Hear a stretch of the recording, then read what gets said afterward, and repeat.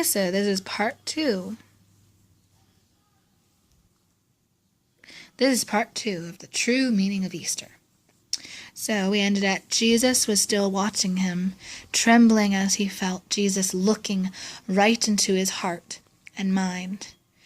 Judas ran out in the dark streets. After Judas left, Jesus took some of the bread in his hands and began to pray. When he finished, he broke it into pieces and gave some to each of his disciples.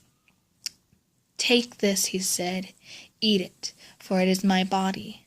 When the bread was eaten, Jesus took the cup of wine and began to pray again. Perhaps he was thinking about all the thousands and thousands of his followers who would drink from the communion cup in the years to come.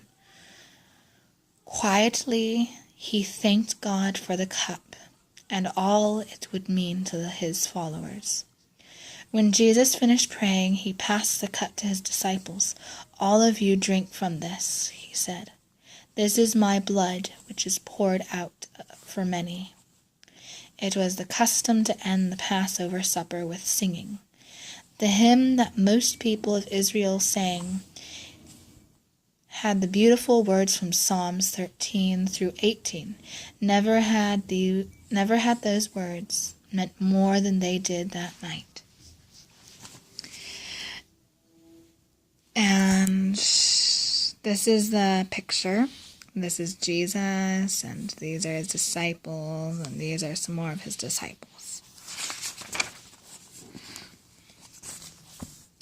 In the upper room, as Jesus sang them with his disciples, "What shall I do for the Lord, for all his gifts to me? I will lift up the cup of salvation and call on his name. Precious in God's sight is the death of his saints." Throughout all the years of their lives, the disciples would never forget that night as they sang that beautiful hymn together. Nor would they forget the voice of Jesus singing above all the others. He looked up toward the heaven. The most important supper of all time had ended. The time had come for Jesus and his disciples to leave the upstairs room and go out into the dark night, the night that would lead toward the cross. Such a great person should do this for you, thinking how the disciples must have felt when Jesus washed their feet. Jesus' last supper with his disciples was more than just a meal together. It was a meal to remember for all time. Jesus said, "We should eat and drink in the same way to remember him." That is the reason your church has a communion service. The next time your church has a communion service, think of the night long ago with Jesus. Think of the night long ago when Jesus ate with his disciples. Think also of the following day when he died on the cross for you. Then thank him for all he did for you. Why do you think Jesus died for you? Was it because he loves you? If Jesus loves you enough to die for you, will you love him enough to live for him? Will you tell others so they can love him and live for him too?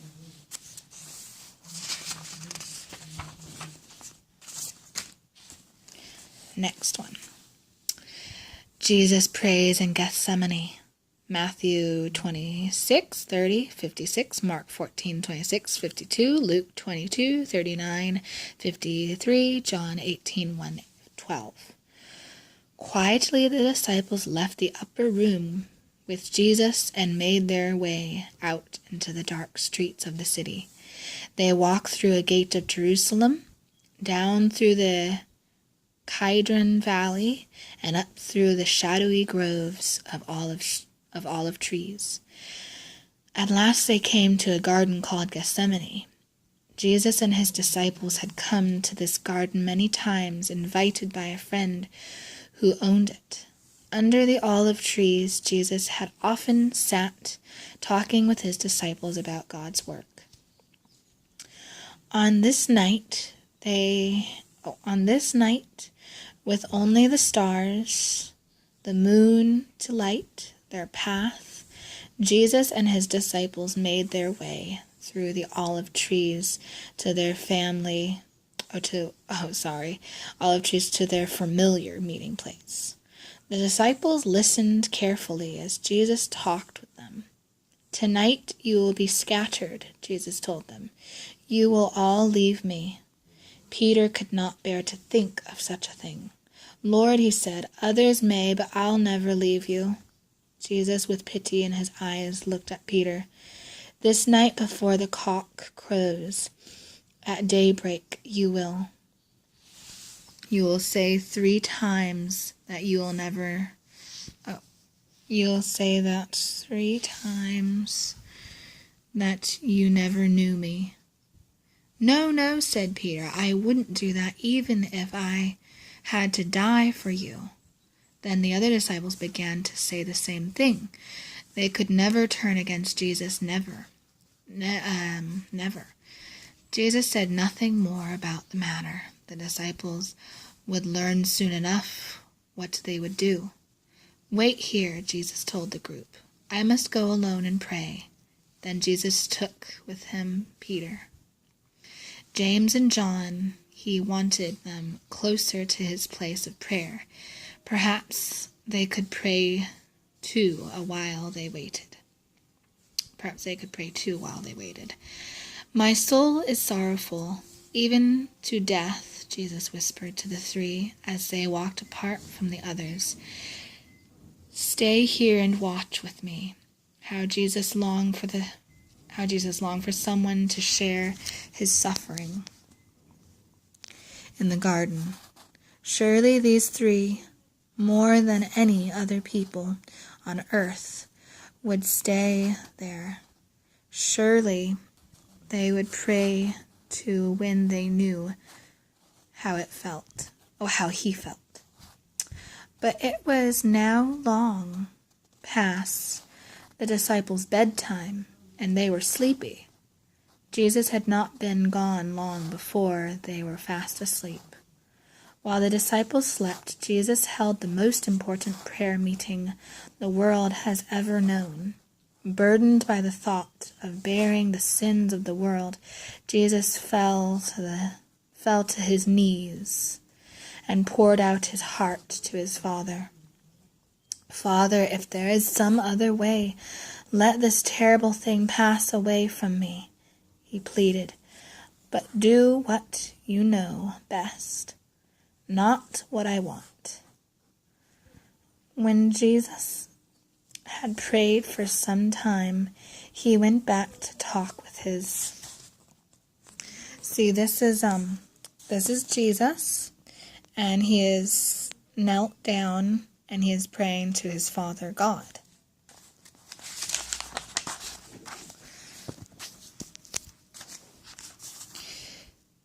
Three best friends. Perhaps he could share with them some of the glorious things he had heard from his Father. Perhaps they could talk with him as he began to bear his heavy weight of the world's sin. But the disciples were fast asleep. "Couldn't you watch with me for 1 hour?" he whispered to Peter. The fisherman looked up sheepishly into his master's face. How could he have fallen asleep when Jesus needed him? By then James and John were awake, so they sat up straight while Jesus went back to pray again. When Jesus came back, he found the 3 fast asleep once more, exhausted by sorrow. Only his Father could comfort him now. So Jesus returned to pray a 3rd time. The weight of the world's sin was pressing upon him. His burden was so great that sweat came from him like great drops of blood. Then suddenly a wonderful thing happened. Out of heaven an angel came to give the comfort no one else would give. How long the angel stayed or what he said, no one on earth will ever know. But it was enough. At last Jesus arose and went back to his disciples.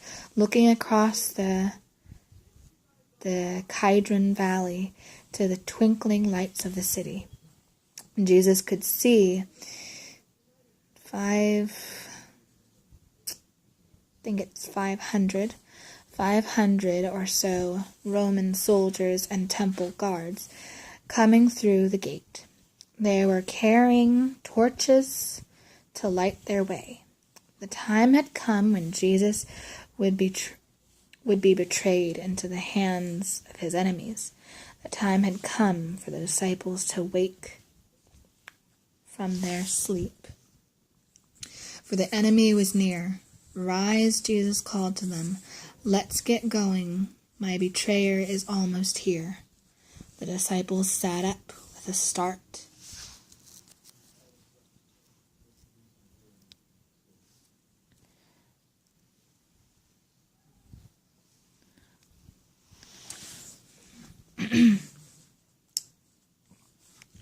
The disciples sat up with a start.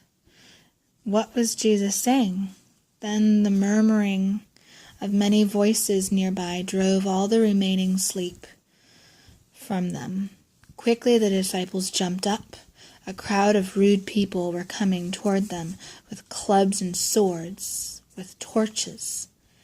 Jesus had talked much about dying soon, but somehow they hadn't thought it would be now, or in this way. Frightened at the sudden turn of events, the disciples stood by helplessly. Peter grabbed the only sword in their group, ready to fight to the death for his master.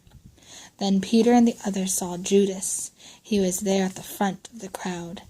They were stunned with the thought of that one of their own had brought Jesus' enemies to their secret meeting place.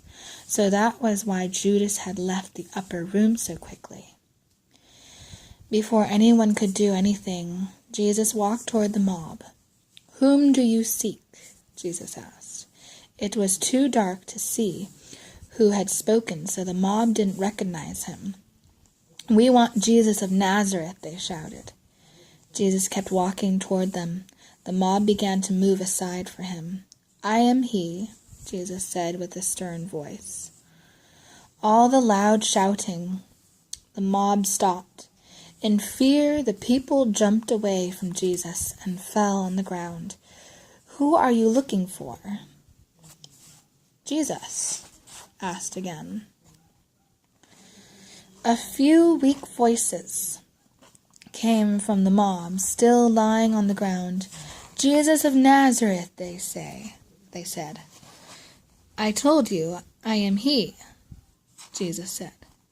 One by one, the people in the mob stood up when they saw that Jesus. This is Jesus, and this is Judas, and these are the angry people, the mob.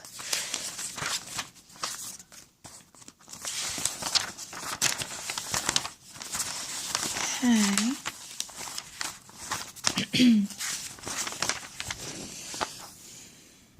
Was not going to fight them.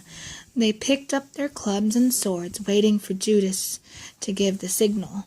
At last Judas rushed forward toward Jesus and kissed him. "Hail, Master," he said. There was no doubt that this was the man they were seeking. Judas had identified him with his kiss of death. Immediately the mob surged forward and seized Jesus. How long they had waited for this moment. The leaders would certainly reward them for his capture. "Have you come out as though you were captured a robber?" Jesus asked them, while they bound his hands. "Day after day I was with you in the temple, but you didn't take me then." Suddenly Peter realized that these people were going to take Jesus away. It was time to act. Rushing forward, he started slashing at them with his sword. "Stop, Peter," Jesus called to him. "Don't you think I could call down thousands of angels to fight them for me?" However, Peter had already cut off the ear of a man named Malchus. But even as the man cried out in pain, Jesus touched the wound as quickly as the man had lost his ear. He was healed. "Put up your sword, Peter," Jesus told him. "Those who fight with the sword will die by the sword." Turning to the mob again, Jesus showed his love for his disciples. "I am the one you want," he said. "Let my followers go." Even as the mob turned to look, his followers were gone. They had all run away. Now Jesus was alone before the mob in Gethsemane. The angry mob of religious leaders led Jesus out of the garden. They took Jesus to the house of the high priest. There they put Jesus on trial. The high priest pretended to be the judge. The other leaders pretended to be the jury. Then they found Jesus guilty of trying to be God's son. How sad that they couldn't see that Jesus really was God's son. But these leaders couldn't have Jesus killed. Only Pilate, the governor, could do that. Soon they would take Jesus to him. So, yes. And how do you like this so far? Peter denies Jesus. Matthew 26:58, 69, 72. Mark 14:54, 66, 72.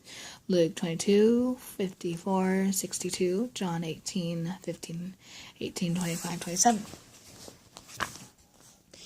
In the cold, dark hours of the night, while Jesus was on trial, Peter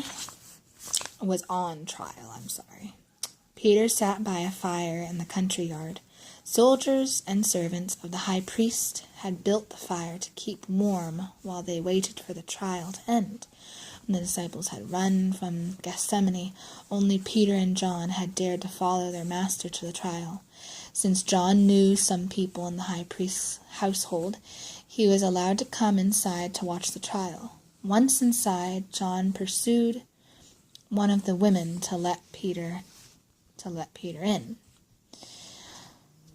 Persuaded, I think that is persuaded, yeah. But while John watched the trial, Peter waited out in the country yard. The fisherman had bravely faced storms on the Sea of Galilee, but he could not face the religious leaders. He was afraid. He wondered what would happen next. While Peter warmed himself by